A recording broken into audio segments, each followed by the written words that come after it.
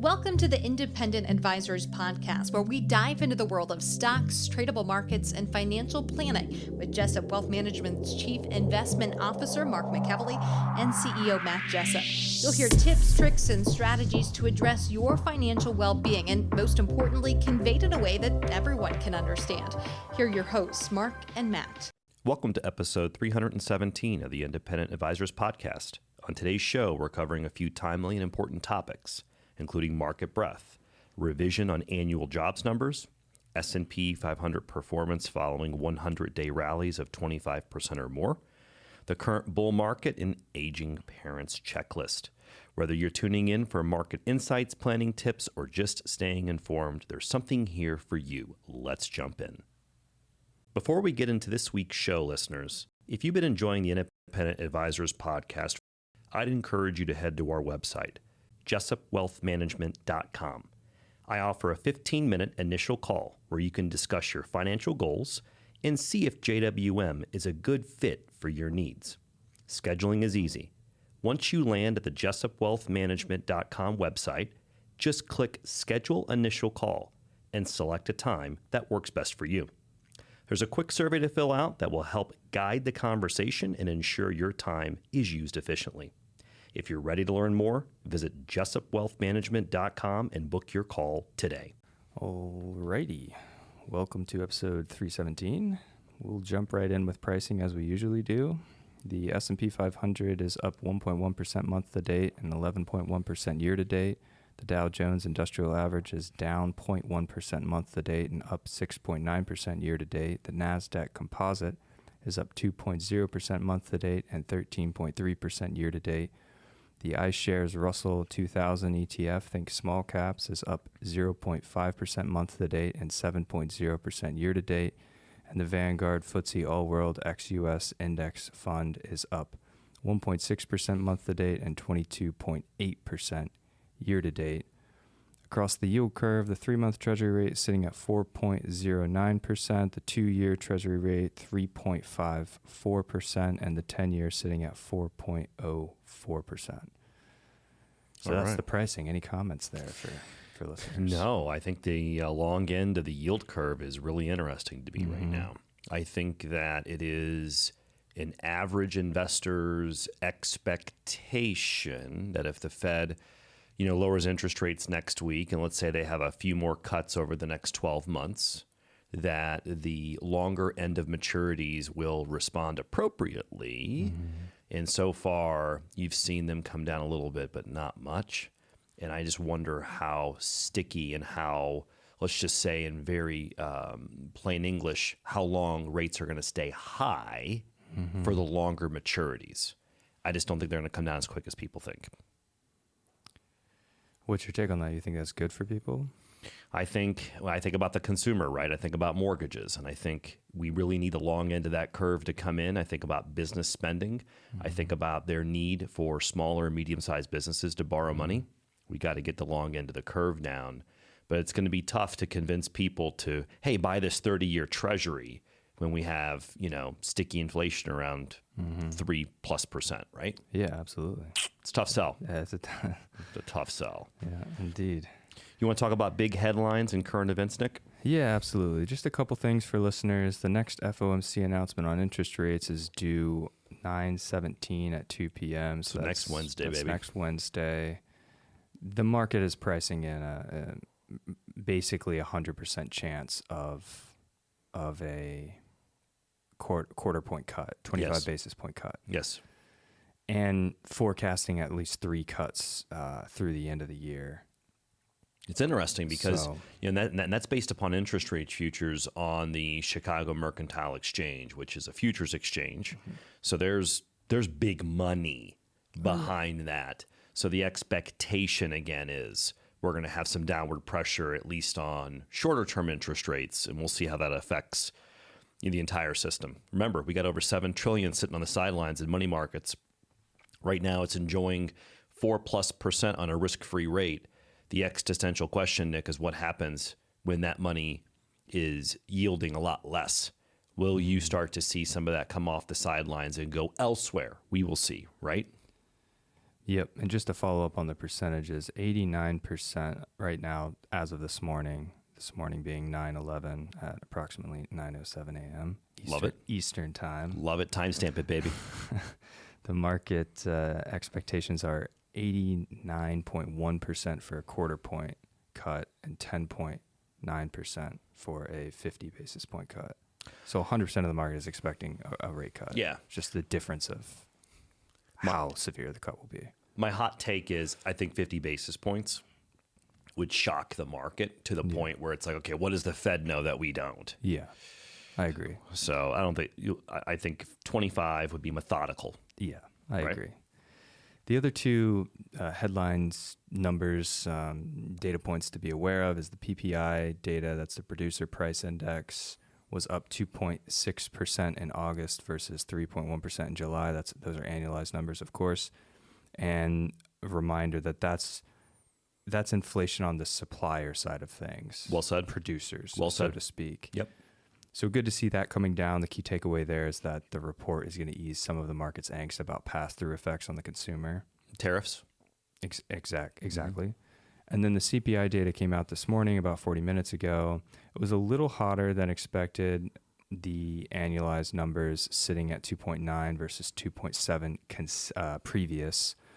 The consensus was 2.9, so it came in as expected. Still a little, obviously, above the 2%, but seeing it meet consensus, I think that's a good thing. I think the market will be okay with those numbers. You and I said it before we started recording, talking about just briefly some of the real-time data from this morning, i.e. the CPI numbers you just mentioned. I think 3 is the new 2, and this is why the Fed has dropped that 2% target mandate and going with full employment. The pain the economy would have to endure to go from 3 to 2 would be substantial, in my opinion. Yeah, and we've talked about this over the past couple of years on the podcast about how much more difficult it is to get inflation from 2.9 to 2 as opposed to 5 to 3. Yeah. That last percentage is Incremental is hard. very difficult. And there's a way to do it, but like you said, It's painful. It's painful and can really cause unemployment to jump, Sure. which no one wants. Exactly. So, Exactly. What caught your eye this week? Tweets, articles, research? Where's your head at this week? yeah, a couple things jumped out to me. The first is on market breadth. I've seen market breadth. I always love market breadth stuff. It's good. It's important. I've seen it percolating in the news a little bit, so I took a little dive onto that, and I came across something that Ryan Dietrich posted on Monday on X, and he said, "Remember when the S&P bottomed exactly at the lows of April 2024? The overall breadth of the market held up very well. Not to mention high yield held up as well. If you ignore all that scary news while you were selling, there were so many clues a huge summer rally was coming." And it's just an interesting chart here that he has that kind of shows you the advanced decline line, and he kind of marks up the chart, and so that you can see whenever the market was really coming under hard times back in April, market breadth actually held up pretty well. And a reminder, market breadth basically is the full participation of the market. So not just one section of the market is falling apart. How well in general, the market in general, the number of names moving up versus the ones that are moving down. And when you have a substantial portion of all stocks moving up, that is definitive of more of a bullish uptrend where everyone's participating. And the vice versa is true if you have 500 stocks in the S&P and all 500 are moving down, then that's more of a definitive move to the downside. Exactly. So we didn't necessarily see that in April, and he marks this up with the chart. And then obviously we know what has happened in May, June, July. Yeah. The market kind of rallied. So any thoughts on that? I like watching this because of the top-heavy nature of the S&P 500 being a market cap weighted index. Absolutely. And another way to say it for our newer listeners is the perception is, there's 500 stocks in that index. Well, guess what? The top 20 names make up like 80+% of the actual market cap of the index. So you could, in theory, have those top 15 or 20 names doing well, and the perception is the stock market's doing great, right, Nick? But the other 480 could be doing horrible. Yep. And this is the type of data that tells us, is it just a couple of names doing well, or is it the broader market? Right. In the last couple of years, the leadership's been very narrow, It has, yeah. right? It's been very concentrated in the mega cap Yep. names, and that's why they get so much media attention as well. They're so big, and they can move the market. You know, Sure. When one of these big guys has a terrible report, and they can really drag the indices down. It's a percentage thing. Yeah, it is, isn't it? Yep. So the second thing I had is a little bit more of a deep dive on the revision of the annual jobs numbers. The reason I wanted to jump into this is because I saw a few headlines, and I know just on a quick Google search that I think this is probably going to pop up on a lot of listeners' main source of news. The revision, the U.S. economy added 911K fewer jobs in the 12 months through March 2025 that initially reported. So that was the largest downward revision since at least 2000, and that's according to the Bureau of Labor Statistics preliminary benchmark revision. I saw this headline kind of flash, and I saw some political headlines kind of flashing around this. We can talk a little bit about the politics at the end of this. That's not really my concern. I more just want to provide some background for listeners so that they can kind of understand this and not get too distracted by the political nature of this. So first, a couple points. The latest figures that I just quoted, let's say it's almost 1 million revision. They suggest that the labor market has weakened more than previously thought. That's important, right? That means essentially the payrolls, the jobs report that we talk about every month, they come out and they say, okay, 100,000 jobs were added. And the next month, 200,000 jobs, whatever. And then this past report, this headline that you guys have seen, they basically said, actually, based on new data that we're reviewing, we overestimated all of those reports by about 1 million jobs. It's, again, 911K. Yep. So that means the labor market was materially weaker than we had previously were under the impression of. At first glance. Year over year from March, right? Correct. The reason that's important is because of what we were just talking about, the Fed rate cut. That gives the Fed another feather in their cap to say, hey, we can justify lower rates. Yeah, exactly. So that's the first point. The second point is, yes, this seems like a massive revision, and it is on the year-over-year numbers, but in general, the U.S. economy employs 163 million people, 163.3 to be precise. So let's start looking at the math side of this. Yeah, look at the math. Let's look at the big picture. Let's look at the quantitative side of things. And a revision of 1 million across 12 months is not that large from a quantitative point of view. The sample size of the pool. Just looking at how big the U.S. economy is. So those are the 2 points that I want to make. First is that it does give the Fed probably a little bit more ammunition to cut rates and start the rate cut cycle, which we all expect. And second is, let's not get over our skis with any kind of headlines that you're reading that, the BLS is broken. I'm sure there are things in there that could be improved, just like every agency, just like every company, just like every individual in the world. We all have room for improvement, but just want to point that out. Do you have any other comments before I kind of go into the process of how this is collected to help listeners? Yeah, no, I want to be careful on the political side because I know this has been very much politicized. Yeah, of course. On both sides of the aisle. I don't think it was any secret that the last roughly 5 years, every time they had a monthly jobs number, the next month when the new jobs number would come out, there would be a revision for the previous month. Yep. And I want to say, I'm not exaggerating, 9 times out of 10, it was a revision downwards. So it was almost like the market itself was just started, and I did it myself. The number came out at 100,000. I would always be like, yeah, it's 80. Right. Yeah. I hate to say it. That's what you the last start 5 to do years, when you see how the I started revisions. looking at the numbers. Yeah. So when I kind of see this revision, to me, it's like, oh, yeah, that's par for the course. Yeah, that checks out. Yeah. Right.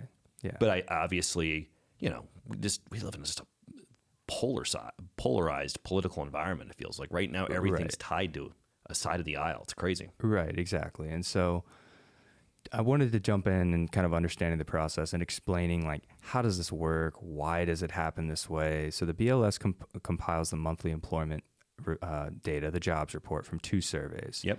One is pertaining to payrolls, which is gathered through a survey of businesses. Mm-hmm. The other, the survey of businesses, they don't affect the unemployment rate. The unemployment rate is devised from a second survey, which is a survey of households. Mm-hmm. Okay, so that's how the monthly numbers get generated. Sure. Right? 2 different surveys, Yep. households, businesses. The big revision, the one that made the headlines this past week, that comes once a year. The BLS benchmarks March payroll level to a more accurate but less timely data source. That data source is the quarterly consensus of employment and wages. Okay, so that happens once a year in March, where they kind of get all this new data that's obviously on a pretty big lag. Yep. And the preliminary numbers apply to the total level of March 2025. The final month-to-month official revisions will finish in 2026. So what that means is, okay, they come out, they get the quarterly census of employment wages data, and then they quickly give the total headline number based on that data, just kind of do a quick preliminary analysis, and they say, hey, we overestimated jobs by 1 million this year. Last year, ballpark, 900,000. Sure. Last year, I think they missed it by 800,000, overestimated again. The year before that, I think it was like 400, and the year before that, I think they were on the other side, like 400. Okay. So the reason that this data is more accurate is because it's based on state unemployment insurance tax records, and it covers nearly all of the U.S. jobs. A little more accurate, in my opinion. Absolutely. Laggy data, but accurate. It's much more lagging data, but it's much more accurate because you're looking at all of the data. Yeah. You're not gathering surveys. Yes. The surveys are just that. They're surveys. They're helpful, but you have to then program algorithms and try to basically project what's happening across 163 million jobs. Yeah. Surveys are also just that. They're surveys. You need participants to participate. Yeah. How many people at home or listening to this get a survey on their phone and participate? Not or many. when someone asks, hey, can you leave this review for our business? I mean, not many. So collecting survey data is hard. It's hard. So there's going to be issues with revisions regardless. So that's something that I just wanted listeners to be aware of. The question of, okay, well, why has it been so drastic? And is it drastic? A, we've kind of gone through that. And B, why is it so drastic? Yeah, it jumps out a little bit in the past 2 years. I think the chart that I saw online, your revisions are typically more in that kind of like 200 to like 500,000 range on either side. Sure. Overestimated, underestimated. The normal range of variation. Right. The past 2 years, we've been at 911, and then it's in the 800s. I don't have it in front of me, but it's right in that range to overestimating. Mm-hmm. So they said, hey, we added more jobs than they actually added.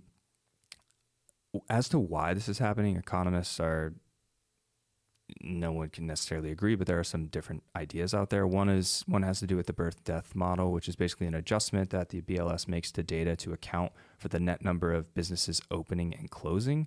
Okay. Which I'm sure they had to tweak during COVID.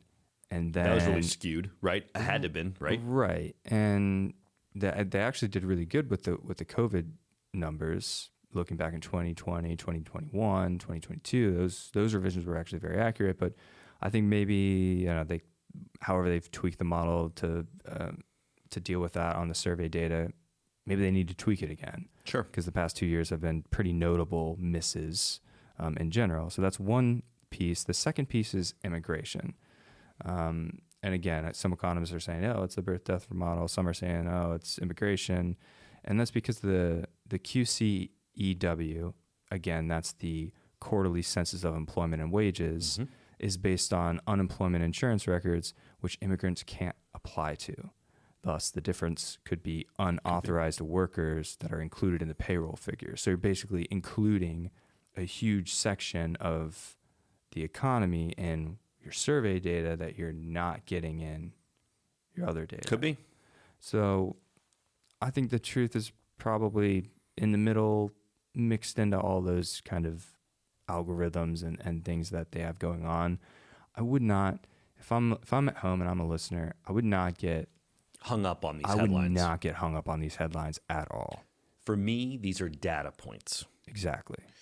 And what happens is sometimes when you get a large number, it can seem like a definitive piece of data that investment decisions should be based upon.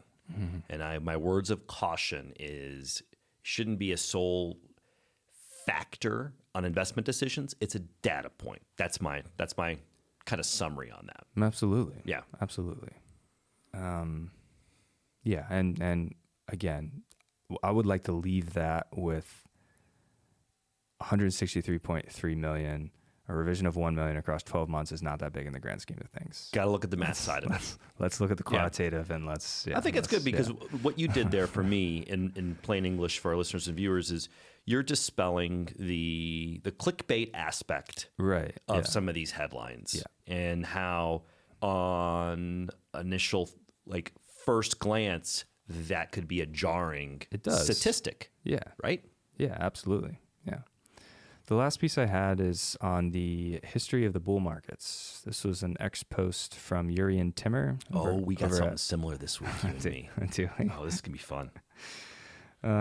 So Jurrien said the S&P 500 index has now gained 88% since the cyclical bull market started 35 months ago on October 13th of 2022. That he said that correct, listeners and viewers. We are in an uptrend. We are currently in a bull market. Yes. The median bull market lasts 30 months and produces a 90% gain. So this one remains on par with history. And then he has Jurrien Timmer always has really cool looking charts. So we'll throw that up, or if people want to jump online and check out the show notes, you can see this chart that just shows all of the different bull markets on a chart and shows it based on duration and obviously the percentage gain, and you can see that. So I'm going to take it one step farther since we have a similar topic. So mine was from a post from Grant Hawkridge from All Star Charts on August 28th. Similar data, but a little bit deeper. Okay. So what Grant posted is in regards to this uptrend, this bull market, the definition of a bull market is one that of which the follows. It rallies 20% off of a low, and once you make a new 20% high water mark off that low, you're in a bull market. And as long as you don't sell off at least 20% during that uptrend, you remain in a bull market. The market could right now sell off 19.9%. And if it doesn't break the 20 on a closing basis, it still would fit the mold of a bull market. From 2009, for about a decade, we were in a bull market, and there was several corrections along that way where it sold off almost 20% several times, but we were still in a bull market.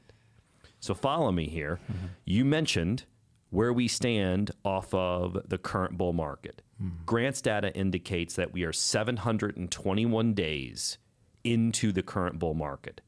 The average length of a bull market going back to the 50s is almost 1,150. It's 1,148. It's the average length.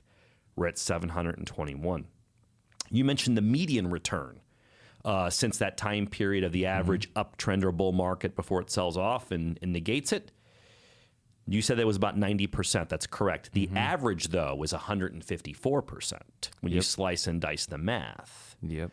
Let's go a little bit deeper. There's got more stats. So when you start visually looking at this, that's in table form. Grant on this post had it on a visual basis, and you can kind of see that average length, the average rates of return.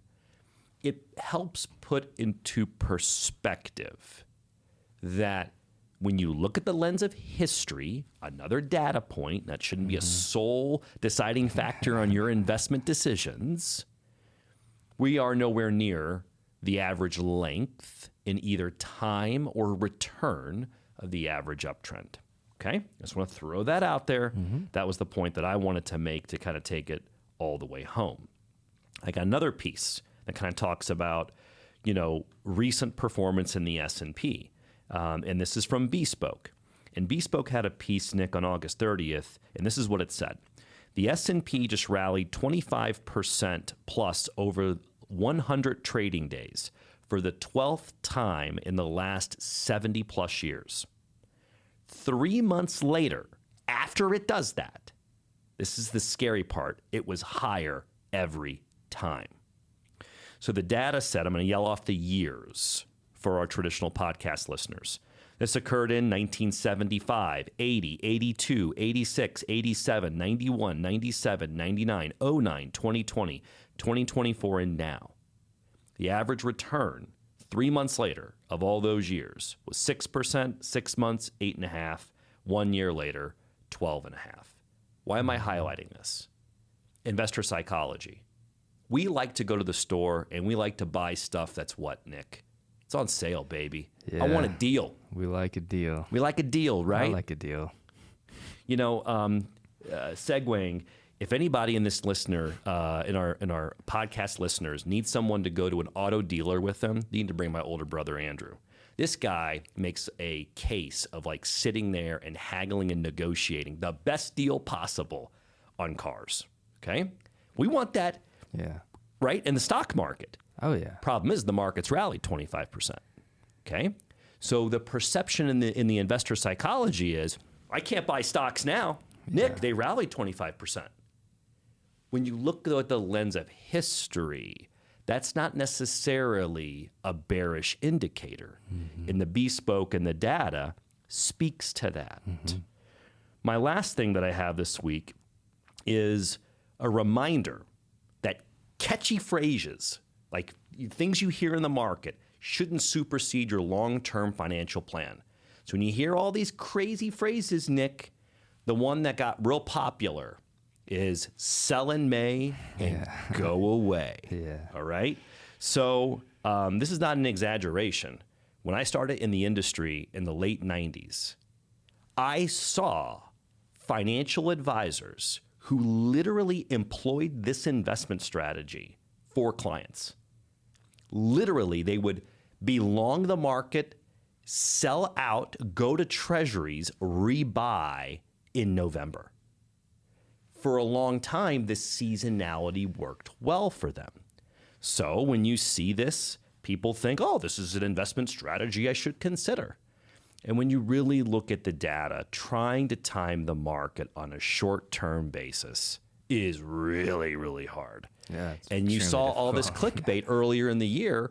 The market corrected 20%. The low was in early April. You get to May. You saw all these headlines about sell in May and go away.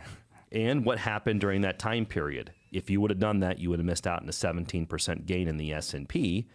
And this post by Peter says, don't trade slogans, stick to your plan. And again, it's just throwing it out there.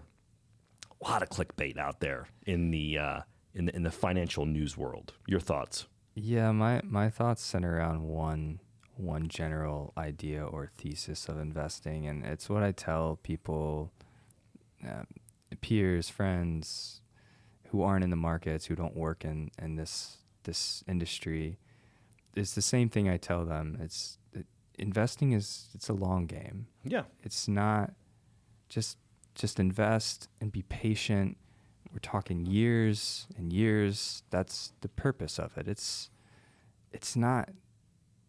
We wanted to take a minute and tell you about a service we personally use and trust, LifeLock by Norton. With everything we do online these days, protecting your identity and personal information is more important than ever. That's why we've partnered with LifeLock, a leader in the identity theft protection industry.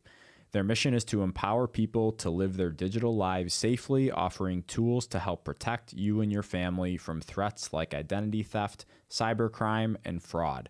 They combine advanced technology with 24/7 support to keep your information safer in today's connected world.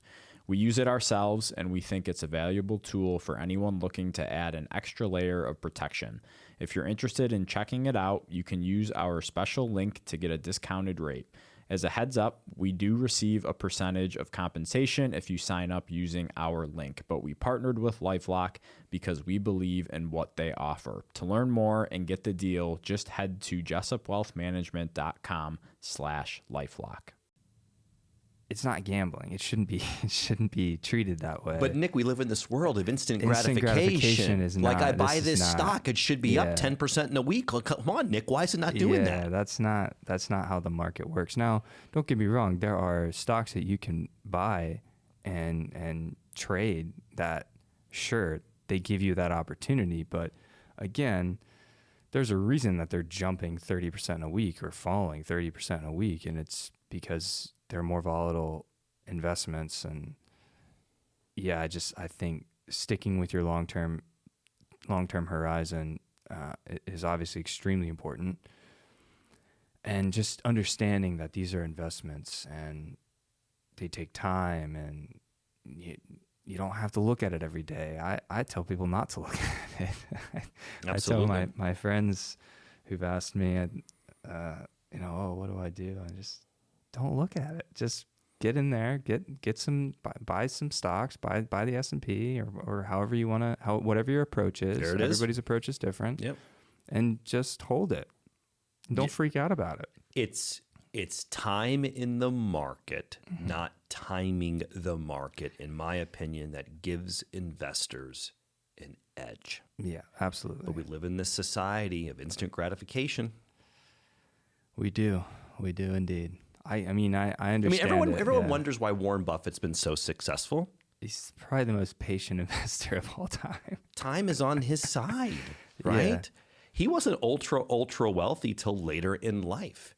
People think he's been ultra wealthy to this magnitude his whole life, and he hasn't been. No, he It's built just his time and wealth. compounding has been on his side, Yeah. right? Yeah, That's the reality of it. Yeah, he bought and held. He bought Coca-Cola back yeah. in the day. He bought American Express. Not a recommendation for or against these names, but you look at Berkshire Hathaway's top 10 holdings, it's some of these longer-term names, right? He's held them for decades. Yeah. Decades. Decades. Yeah. Decades. And important to note that a lot of times after he makes an acquisition, he doesn't see a return for 7 years. I mean, it's not, it's a patience game. Yeah. And I'll also throw out there, he's far from bulletproof. He's definitely had his investment decisions that didn't go his way. Absolutely. But like any other investor, we only talk about our winners, not our losers. It's more fun to talk about the winners, It always isn't it? is. Any other thoughts? Signing off, we'll skip the financial planning topic of the week. Thoughts before we sign off this week? No, that's everything I had. Just a reminder on the jobs report again next week. So we'll see the market. I think the market's going to handle everything very smoothly. I don't expect any kind of craziness next week, but it's a big report nonetheless, because it marks a turning of financial policy, of interest rate policy. Well said. I'll sign off in a little more general kind of terms. Today's 9/11. So we all remember where we were on 9/11 when everything went down that day, and we all have our stories in regards to that. A lot of things happening over the past week and here in the U.S. So things just feel a little heavy, intense, right now in society. So I wish everyone a good rest of the week. And we'll be back next week for episode 318 of the Independent Advisors Podcast. Thank you for listening to the Independent Advisors Podcast. If you're interested in hearing more, hit the subscribe button so you can be notified every time a new episode gets released. Feel free to share with friends, family, and follow us on Twitter at Jessup Wealth, Facebook, and LinkedIn. Mark and Matt will continue to share beneficial information on these social media sites. Also, check out the podcast tab on their website. That's www.jessupwealthmanagement.com. There you'll find links to every episode of The Independent Advisors. Have questions or topics you want to discuss on the show? Message us on Twitter, LinkedIn, or send an email with the words questions and topics in the subject line to inquiries@jessupwealthmanagement.com. We'll talk about it right here on the podcast. Certain sections of this commentary may contain forward-looking statements based on reasonable expectations, estimates, projections, and assumptions. Forward-looking statements are not guarantees of future performance and involve certain risks and uncertainties which are difficult to predict. All indices are unmanaged and are not available for direct investment by the public. Past performance is not indicative of future results. This podcast is provided for general informational purposes only and does not constitute either tax, legal, or financial advice. Although we do go to great lengths to make sure our information is accurate and useful, we recommend you consult a tax preparer, professional tax advisor, financial advisor, or lawyer regarding your specific circumstances. Investing involves risk, including the loss of principal. No strategy can guarantee any objective or goal will be achieved.